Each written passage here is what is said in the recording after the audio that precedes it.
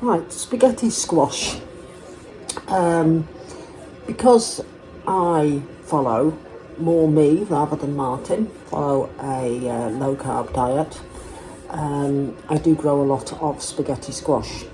Now generally I get enough to sort of see me through the season and into the start of winter, but this year there was an abundance of them, and I've got about a dozen still in the pantry. It's now January, and I really don't want them to spoil or go over and go to waste, so I can't use them. So let's go ahead and try and preserve some spaghetti squash. If you don't know what spaghetti squash is, it's a squash that's grown during summer, and so it's not a hard squash like a pumpkin. It doesn't preserve or store as well as a pumpkin, and the inside, once it is cooked, you can scrape it with a fork and it comes away in strands just like spaghetti, and you can use it as a good alternative to spaghetti. Now when I was checking them over the other day, I don't know if you can see, but it's like this one is starting to get a split on it, and I've got another one which has got a soft spot on it, so they really have to be put away. So the three different methods I'm trying of preserving: dehydrating, freezing, and I'm going to try canning up a couple of jars as well. The canning I don't think is going to be as good. I think they'll end up being very, very mushy, but that'll be fine. I can just still use them. The dehydrating, I think they'll hold their shape quite well, and they'll rehydrate quite well, and I think freezing will as well. It's the canning side I don't think is going to be that good, but we will give it a try and see. You don't know. The ones I've watched from years ago where they tried canning spaghetti squash, the method they use is a slightly different method to what I'm going to use with mine. So let's get started. So first off, we need to cut them down the middle. So where's that little split? There it is.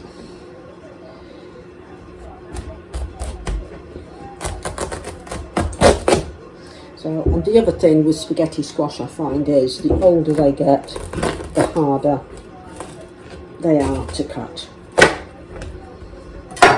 So there we go, the inside is the seeds and the flesh. To excuse the rumbling up there. So let me just grab a bowl from over here.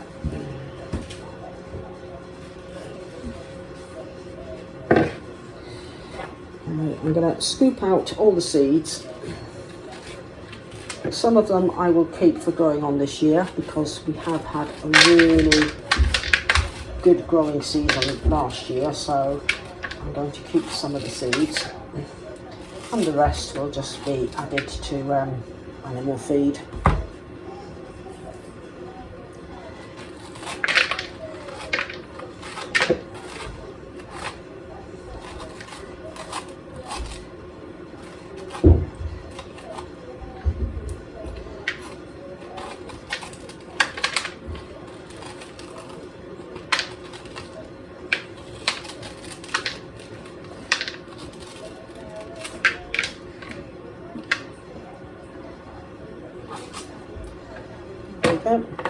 So that's them cleaned out inside, and you can actually see on this one how, I don't know how well you can see that, you know, how fibrous it is, and it's strands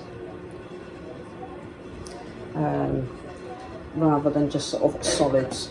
So these now need to be baked. Let me grab a baking tray.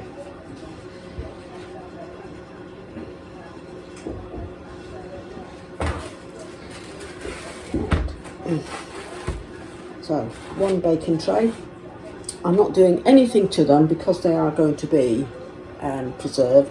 So it's just a case of upturning them like that onto the tray while cooking their own moisture. And these are now going to go in the oven. Now my oven, because it's on the Rayburn, it tends to have its own temperature. At the moment it is 200 degrees centigrade.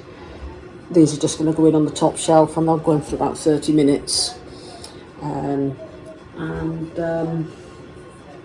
Yeah, and that's basically how I do them, and that will give me, hopefully, I'm going to put them in that way round because most of my heat is on this side, and that one's a slightly smaller bit, so I'm going to pop them in the oven, and I'll show you what they're like when they're done.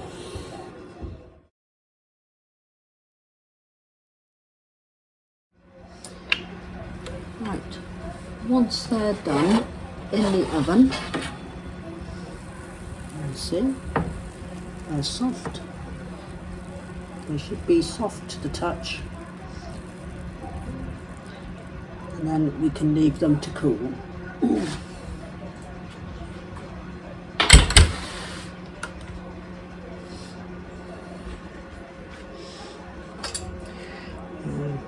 So these ones I've already taken out, and these ones are now almost cool.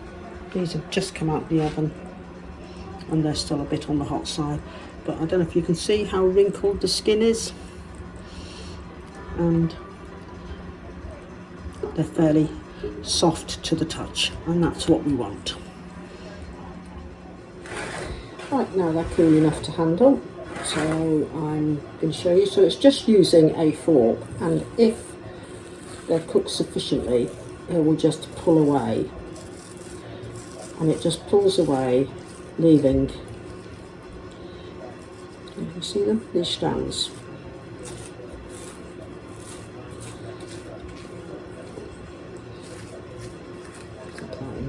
So I'm just putting these into a bowl. If you can see, it is just strands, and that's how it's got its name, a spaghetti squash. Very good low carb, you know, they're just good for you generally, even if you're not on low carb. You know, sometimes I give them to Martin as well. But yeah, I'm just going to scrape these out. So these two are going to be portioned up, these two halves I should say, these are going to be portioned up for the freezer. So I'm not doing anything else with them.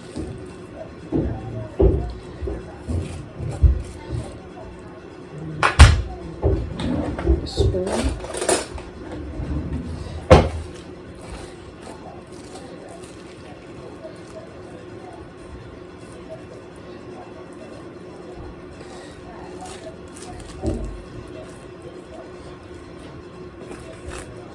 Oops.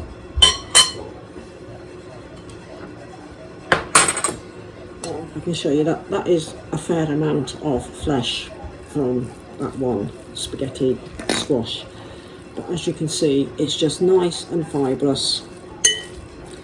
In fact, I think I might spread it out on a tray and freeze it, because I don't want it all to clump up together, and I don't want to lose the texture of it. So let me grab a tray.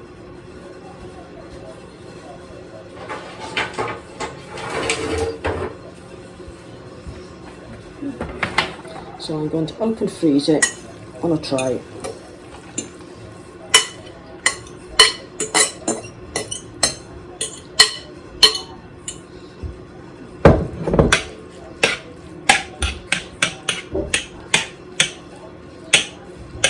Now this, looking at it, is probably enough for, let me see, probably 5 or 6 portions for me. And this is one of the reasons I want to get it preserved and broken down into smaller portions, because now this is cooked, if I was just to leave it in the fridge, this you know, it means I'm going to be eating it all week, which would get pretty tedious. So I don't really want to be doing that. So yeah, being able to break it down into smaller portions and putting it away and having it as well when it is out of season is going to be brilliant.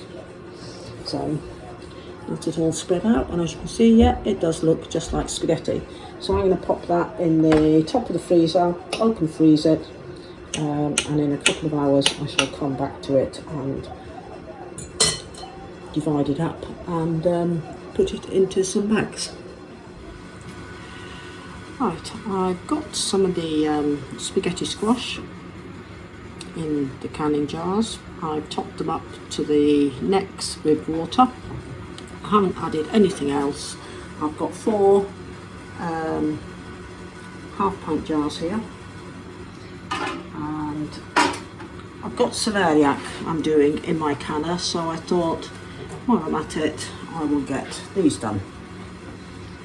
So they're going in the canner for, it will be at, for my area it's a £15 pressure, and it will be for, let me see, 55 minutes. So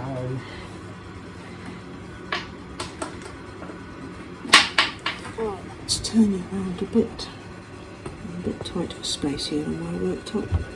Yep, so they're in the pressure canner because they are a low acid food. And I'm going to do them for 55 minutes once it's got up to pressure. So it'll be the usual thing, venting for 10 minutes, then popping the valve on and doing them under pressure. So it will be interesting to see how they come out. If they turn to mush, then I will, when I come to use them, I'll just puree them up and do something else with them. I don't know, perhaps make some like patty, like vegetable potato cake typey things or something, or even add them to a bread. We shall see. Anyway, so that's that going, and I'll show you when they come out of the canner what they're like. Right, the next method is these ones are going to go in the dehydrator. So same procedure as before, scrape out all the flesh. Oh, this one's still a bit on the hot side.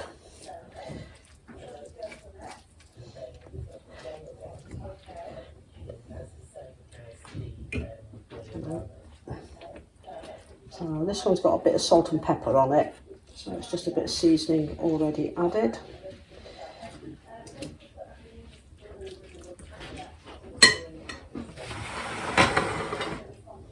And then it's going onto the dehydrator trays. Again, I want it spread out.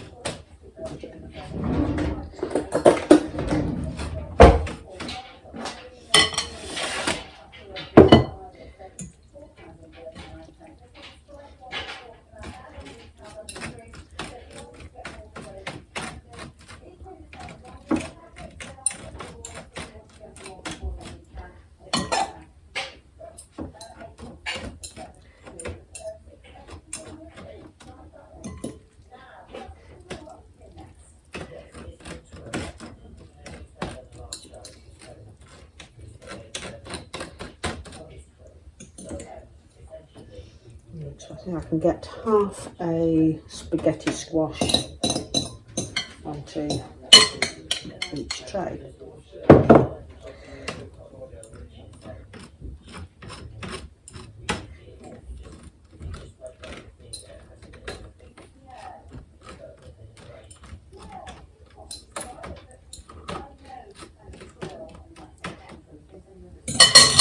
There we go. So that's that one done. Now that's going to go into the dehydrator. I've got an Excalibur 9 tray. and it all varies on what type of dehydrator you've got, what temperature it's running at, as to how long it will take. You can't give a time to these things. I can't say this is going to take 4 hours, but then after 4 hours you look at it and you think, well, mine isn't done, I've gone wrong somewhere.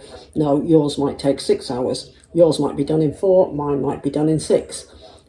Every dehydrator is different. You've got to learn to look and to be able to check and tell yourself when something is ready. So I'm going to get these into the dehydrator and I'll show you when they're done.